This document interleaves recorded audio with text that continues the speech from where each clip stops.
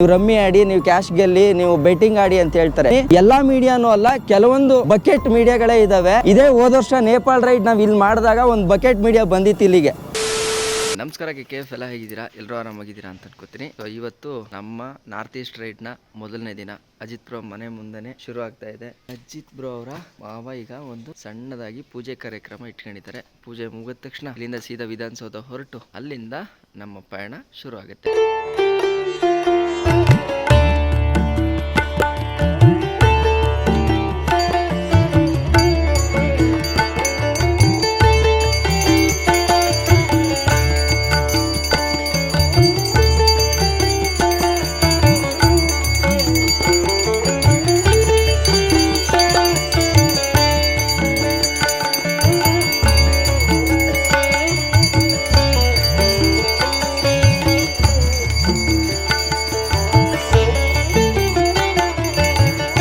All set, ready ಗೋ. ಈಗ ಒಂದು ಕಾಯಿ ಅಣ್ಣ ಕಚ್ಲಾ ಹಿರಿ ಕೊಡಿ.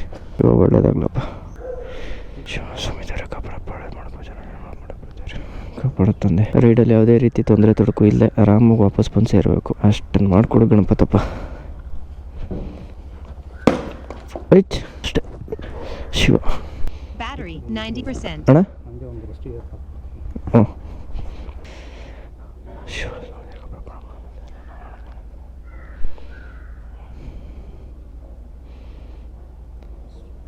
ರಘುವಣ್ಣಂಗೆ ತುಂಬ ತುಂಬ ಥ್ಯಾಂಕ್ ಯು. ದೃಷ್ಟಿ ತೆಗಿತಿರೋದಲ್ವ ಅದು? ಡನ್. Okay set. ಅಣ್ಣ ಬರೋದಾ? ಓ ನೀವು ಅಲ್ಲಿ ಬರ್ತಿರಲ್ಲ ಹ್ಞೂ ಬನ್ನಿ. ಅದು ಬಾಕ್ಸು ಅಣ್ಣ, ಈ ಬಾಕ್ಸು ಮತ್ತು ಇದು ಬರಬೇಕಾದ್ರೆ ಅಣ್ಣ ಬೇಗನೆ ಹೊಟ್ಬಿಡಿ. Okay done.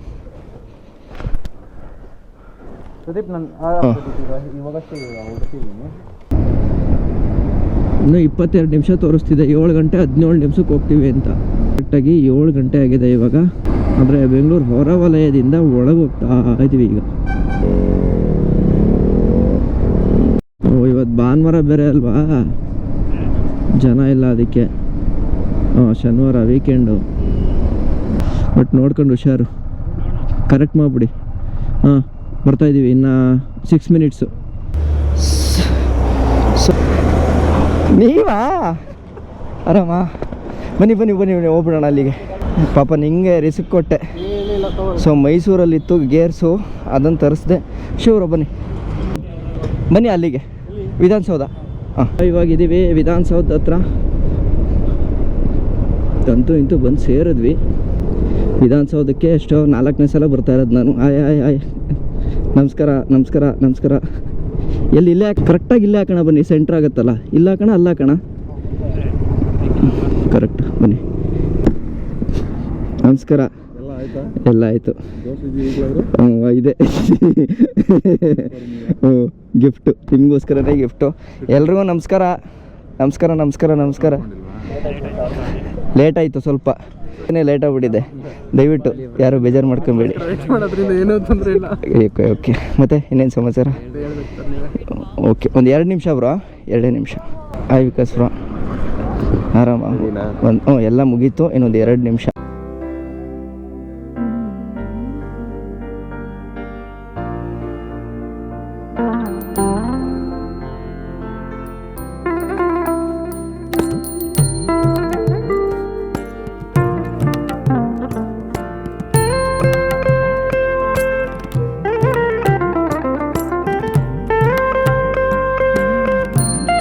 ನಮ್ಮ ಪುನೀತ್ ಬ್ರೋ, ನಮ್ಮ ಚನ್ನಪಟ್ಟಣದವರು ಬಂದಾಗ ಏನಾದರೂ ಒಂದು ಗಿಫ್ಟ್ ಈ ಥರದ್ದು ಕೊಟ್ಟಿರ್ತಾರೆ.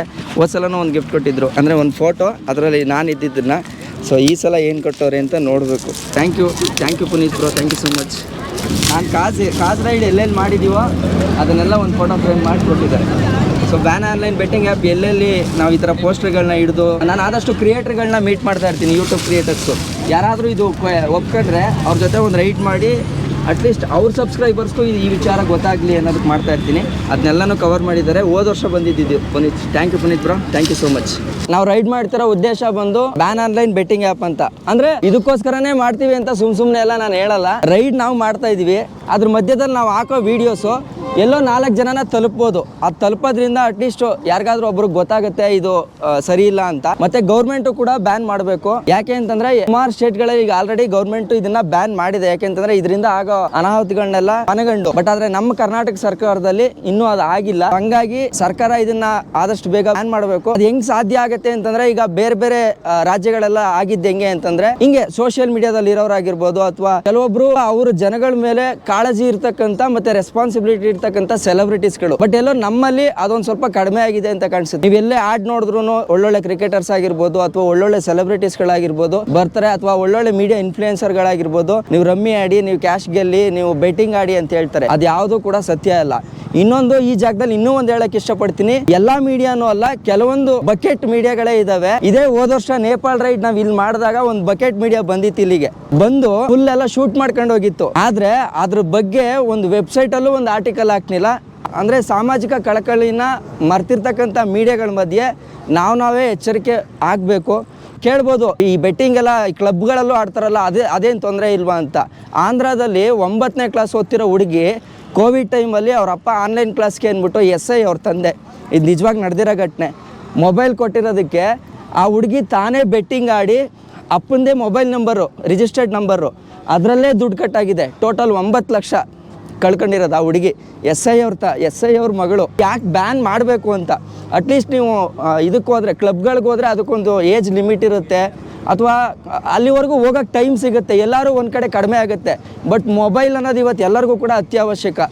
ಕೈಯಲ್ಲೇ ಇರೋದ್ರಿಂದ ಅನಾಹುತಗಳು ಜಾಸ್ತಿ ಆಗುತ್ತೆ. ಸೊ ಹಂಗಾಗಿ ಅದನ್ನು ಬ್ಯಾನ್ ಮಾಡಬೇಕು.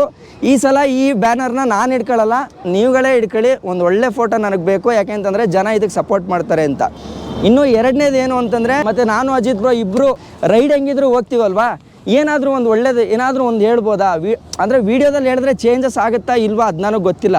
ಬಟ್ ಆದರೆ ನಮ್ಮ ಪ್ರಯತ್ನ, ನಮ್ಮ ಮನಸ್ಸಲ್ಲಿ ಏನು ಅನಿಸುತ್ತೋ ಅದನ್ನಂತೂ ಮಾಡೋಣ ಅಂತ. ನಾವು ಆಲ್ಮೋಸ್ಟ್ ನಾನಂತೂ ಹಳ್ಳಿಲೇ ಬೆಳೆದಿರೋದ್ರಿಂದ ಪ್ರಕೃತಿ ಅಂತಂದರೆ ನನಗೇನೋ ಒಂದು ಪ್ರೀತಿ ಇದೆ. ಸೊ ಆ ಪ್ರೀತಿ ಕಾನ್ಸೆಪ್ಟನ್ನು ಇಟ್ಕೊಂಡು ಹೋಗೋ ಜಾಗದಲ್ಲಿ, ನೀವೀಗ ಕಾವೇರಿ ರೈಡ್ ನೋಡಿರ್ಬೋದು, ಅಲ್ಲಿ ಹೋಗೋ ಜಾಗದಲ್ಲೆಲ್ಲ ಮರಗಿಡಗಳು ಬೀಜಗಳನ್ನ ಹಾಕ್ಕೊಂಡು ಬಂದಿದ್ದೀನಿ. ಬಟ್ ಆದರೆ ನನಗೆ ಆವಾಗ ಸೀಡ್ ಬಾಲ್ಸ್ ಸಿಗಲಿಲ್ಲ. ಸೀಡ್ ಬಾಲ್ಸ್ ಅಂತಂದರೆ ಏನು ಅಂತಂದರೆ ಬೀಜದ ಉಂಡೆಗಳು ಅಂತ ಕರೀತಾರೆ.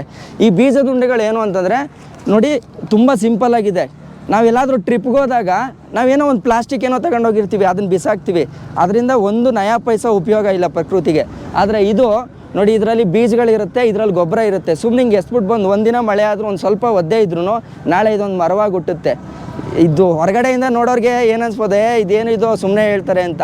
ಬಟ್ ಆದರೆ ನಾಳೆ ಒಂದಿನ ನಾವು ಹಾಕಿದ್ದು ಒಂದು ಗಿಡದಲ್ಲಿ ಅಥವಾ ಒಂದು ಮರದಲ್ಲಿ ಒಂದು ಪಕ್ಷಿ ಮರಿ ಹಾಕಿದ್ರು ಕೂಡ ನಮಗೆ ಪುಣ್ಯ ಸೇರುತ್ತೆ ಅನ್ನೋದು ನನ್ನ ಕಾನ್ಸೆಪ್ಟು. ಸೊ ಇದನ್ನು ಆದಷ್ಟು ನಾನೀಗ ನಿಮ್ಗೆಲ್ಲರಿಗೂ ಕೊಡ್ತೀನಿ. ನಿಮ್ಮ ಸ್ಟೋರೀಸ್ಗಳಲ್ಲಿ ಹಾಕಿ ಈ ಥರ ಸೀಡ್ ಬಾಲ್ಸ್ ಅನ್ನೋದೊಂದು ಇದೆ ಅನ್ನೋದು ಜನಕ್ಕೆ ಗೊತ್ತಾಗಲಿ. ಎಲ್ಲರೂ ಟ್ರಿಪ್ಗೆ ಹೋದಾಗ ನಾವು ಸಾವಿರಾರು ರೂಪಾಯಿ ಖರ್ಚು ಮಾಡ್ತೀವಿ, ಅದರಲ್ಲಿ ಒಂದು 100 ರೂಪಾಯಿ ಇದಕ್ಕೆ ಇಡ್ತು ಅಂತಂದರೆ ವರ್ಷಕ್ಕೆ ಒಂದು ಹಾಕಿದ್ರೂ ಸಾಕು, ಎಲ್ಲಾದರೂ ಒಂದು ಒಳ್ಳೇದಾಗುತ್ತೆ ಅನ್ನೋದು ನನ್ನ ಉದ್ದೇಶ.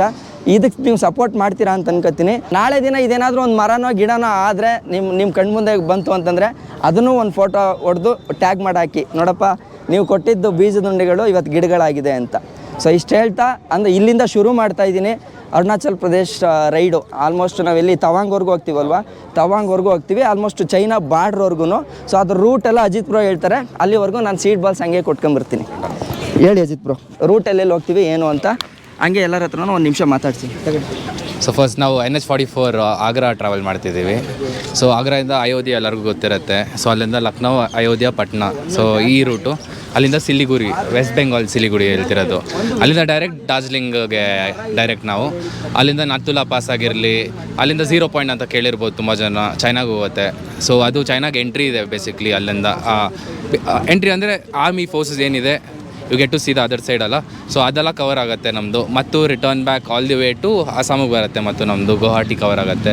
ಅಲ್ಲಿಂದ ಸಿಲಾಪಾಸ್ ತವಾಂಗ್ ಹೋಗುತ್ತೆ. Tawang is one of the toughest, ಕೇಳಿರ್ಬೋದು, ತುಂಬ ಜನ ನೋಡಿರ್ಬೋದು. ಸದ್ಯಕ್ಕೆ -15 -10 ನಡೀತಿದೆ. ನಾವು ಹೋಗೋಷ್ಟೊತ್ತಿಗೆ -20 -25 ಇದಾಗುತ್ತೆ. ನಾರ್ಮಲ್ ಚಳಿನೇ ಕಷ್ಟ, ಬಟ್ 25-20 ಅನ್ನೋದು ಒಂದು ಚಾಲೆಂಜಿಂಗ್ ಟೆರೇನ್ ಆಗಿರ್ಬೋದು ನಮಗೆ. ಸ್ನೋ ವೆದರ್ ಆಗಿರ್ಬೋದು, ಲ್ಯಾಂಡ್ ಸ್ಲೈಡ್ಸ್ ಆಗಿರ್ಬೋದು ಎಫೆಕ್ಟೆಡು. ಸೊ ಇದೆಲ್ಲ ಮಾಡ್ತಿದ್ದೀವಿ ಸದ್ಯಕ್ಕೆ. So almost 8,000 to 10,000 kilometres complete ಮಾಡ್ತಿದ್ದೀವಿ ಈ ರೈಡಲ್ಲಿ. 10,000 ಮಿನಿಮಮ್ ಇಷ್ಟು ಕವರ್ ಆಗುತ್ತೆ. ಸೊ ಸೀಟ್ ಬಾಲ್ಸ್ ಆಗಿರಲಿ ಮಿನಿಮಮ್ 2000 ಸೀಟ್ ಬಾಲ್ಸ್ ಇಟ್ಕೊಂಡಿದ್ದೀವಿ ಸದ್ಯಕ್ಕೆ ಇವಾಗ ಈ ಟ್ರಿಪ್ಪಲ್ಲಿ. ಇನ್ನೂ ಇತ್ತು ಅಂದರೆ ನಾವು ಡೈರೆಕ್ಟ್ ಶಿಪ್ಮೆಂಟ್ ಮಾಡಿಸ್ತಿದ್ದೀವಿ, ಕ್ಯಾರಿ ಮಾಡೋಕ್ಕೆ ಕಷ್ಟ ಆಗುತ್ತೆ ಅಂತ ಡೈರೆಕ್ಟ್ ಶಿಪ್ಮೆಂಟ್ ಮಾಡಿಸ್ತಿದ್ದೀವಿ. ಇದೊಂದು ಅದನ್ನ ಬಿಟ್ಟರೆ ಸ್ಟೇಷನರಿ ಡಿಸ್ಟ್ರಿಬ್ಯೂಷನ್ನು ಮಾಡ್ತಿದ್ದೀವಿ. ಆ್ಯಕ್ಚುಲಿ ಇಲ್ಲಿಂದ ನಾವು ಸದ್ಯಕ್ಕೆ ಏನು ತೊಗೊಂಡೋಗ್ತಿಲ್ಲ, ಯಾಕಂದರೆ ಲಾಜಿಸ್ಟಿಕ್ಸ್ ಇಂದ ಡೈರೆಕ್ಟಾಗಿ ಬರುತ್ತೆ, ಇಲ್ಲಾಂದರೆ ನಾವು ಡೈರೆಕ್ಟ್ ಪರ್ಚೇಸ್ ಮಾಡ್ತಿದ್ದೀವಿ. ನಾರ್ತ್ ಈಸ್ಟಲ್ಲಿ ರೀಸೆಂಟಾಗಿ ಸಿಕ್ಕಿಮಲ್ಲಿ ಇದಾಗಿತ್ತಲ್ಲ ಫ್ಲಡ್ಗೆಲ್ಲ, ಸೊ ಅಲ್ಲಿ ಮಕ್ಳಿಗಾಗಿರಲಿ ಏನಾದ್ರು ಇನ್ ಕೇಸ್ ಅವ್ರಿಗೆ ಏನಾರು ಬೇಕು ಅಂದರೆ ನಮ್ಮ ಕಡೆಯಿಂದ ಅದು ನಾವು ಮಾಡ್ತಿದ್ದೀವಿ. ಇಷ್ಟು ಫಿಕ್ಸ್ಡ್ ಅಮೌಂಟ್, ಇಷ್ಟು ಫಿಕ್ಸ್ ಕ್ವಾಂಟಿಟಿ ಅಂತ ಏನೂ ಇಲ್ಲ, ಏನು ಬೇಕು ಅವ್ರಿಗೆ ಅದನ್ನ ನಮ್ಮ ಕಡೆಯಿಂದ ಕಂಪ್ಲೀಟಾಗಿ ಮಾಡ್ತಿದ್ದೀವಿ entire ride. So online betting app ಒಂದು, ಅದನ್ನ ಬಿಟ್ಟರೆ ಸೀಟ್ ಬಾಲ್ ಡಿಸ್ಟ್ರಿಬ್ಯೂಷನ್ ಇನ್ನೊಂದು, ಥರ್ಡ್ ಒನ್ ಸ್ಟೇಷನರಿ ಡಿಸ್ಟ್ರಿಬ್ಯೂಷನ್. ನಮ್ಮ ಕಡೆಯಿಂದ ಏನಾಗುತ್ತೆ ಅಷ್ಟು ಇಲ್ಲಿಂದ ತೊಗೊಳೋಕೆ ಕಷ್ಟ ಆಗುತ್ತೆ, ಯಾಕಂದರೆ ಅಷ್ಟು ಕಿಲೋಮೀಟರ್ ನಾವು ಓಡಿಸ್ತೀವಿ. ಡೈರೆಕ್ಟ್ಲಿ ಲೈಕ್ ಅಲ್ಲಿಂದ ಡೈರೆಕ್ಟ್ ಶಿಪ್ ಮಾಡಿಸ್ತಿದ್ದೀವಿ, ಇಲ್ಲಾಂದ್ರೆ ಅಲ್ಲೇ ಡೈರೆಕ್ಟ್ ಪರ್ಚೇಸ್ ಮಾಡ್ತಿದ್ದೀವಿ. ಸೊ ಇದು ರೂಟು. ಬರುವಾಗ ಹಂಗೆ ವಾಪಸ್ ನಾವು ಮತ್ತು ಸಿಲಿಗುಡಿಗೆ ಬರುತ್ತೆ, ಕೋಲ್ಕತ್ತಾ ಹೋಗ್ತಿದ್ದೀವಿ ವಾಪಸ್. Kolkata to Bhubaneswar, Puri, Visakhapatnam, Guntur, Bangalore. So almost 8000 to 10,000 kilometres ride ಇರುತ್ತೆ. ನೇಪಾಲ್ ಮೇ ಬಿ ನೀವು ಎಲ್ಲರೂ ನೋಡಿರ್ತೀರ, ಅದೊಂದು ಚಾಲೆಂಜಿಂಗ್ ರೈಡ್ ನಮಗೆ. ಬಟ್ ಇದು ಟ್ವೈಸ್ ದ ಚಾಲೆಂಜ್ ಅಂತ ಹೇಳ್ಬೋದು, ನಾರ್ತ್ ಈಸ್ಟ್ ರೈಡ್ ಆಗಿರ್ಬೋದು. ಸೊ ಇದು ನಮ್ಮ ರೈಡ್ ಪ್ಲಾನ್ ಸದ್ಯಕ್ಕೆ. Thank you.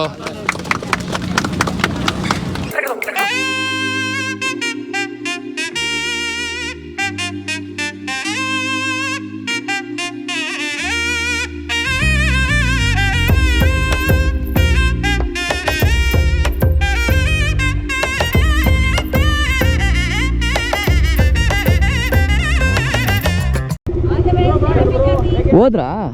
Okay, bye bye bye bye bye ಹಾಂ ಬಾಯ್ ಬ್ರಾ. ಹ್ಞೂ ಓಕೆ ಬಾಯ್ ಬಾಯ್ ವಿಶಾಲ್. ಹ್ಞೂ ಅರುಣ್ ಬ್ರಾ ನಡ್ರಿ ಹೋಗೋಣ, ಇಲ್ಲೇ ಇಳಿಸ್ತೀವಿ. ಅಜಿತ್ ಬ್ರೋ ಇಲ್ಲಿ ಇಳಿಸ್ತೀರಾ? ಖುಷಿ ಆಯ್ತಾ? ಆ್ಯಕ್ಚುಲಿ ಈ ಸಲ ಒಂಥರ ಪೀಸ್ಫುಲ್ಲಾಗಿ ಆಯಿತು ಅನ್ನಿಸ್ತು ನನಗೆ. ಸುಮ್ಮನೆ ಹರಿಬಿರಿ ಇಲ್ಲದೆ ನೆಮ್ಮದಿಯಾಗಿ ನಿಧಾನಕ್ಕೆ ಮಾಡ್ದಂಗೆ ಅನ್ನಿಸ್ತು. ಇಲ್ಲಿ ಇಡಿಸ್ತೀರಲ್ಲ, ಇಲ್ಲೇ ಬನ್ನಿ, ಓಪನ್ ಆಗಿದೆ, ಬನ್ನಿ ಹೋಣ. ಅರುಣ್ ಬ್ರೋ ಒಂಥರ ಖುಷಿ ಆಯ್ತಾಯ್ತು ನನಗೆ.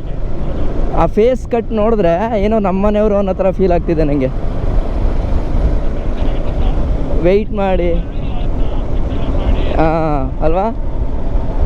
ಸೊ ಈಗ ಮುಂದೆ ಹೋಗ್ಬಿಟ್ಟು ಮತ್ತೆ ಒಂದಷ್ಟು ಫಿಟ್ಟಿಂಗ್ ಕಾರ್ಯ ಇದೆ, ಅದನ್ನು ಮುಗಿಸ್ಕೊಂಡು ಮತ್ತೆ ರೈಡನ್ನು ಶುರು ಮಾಡ್ತೀವಿ.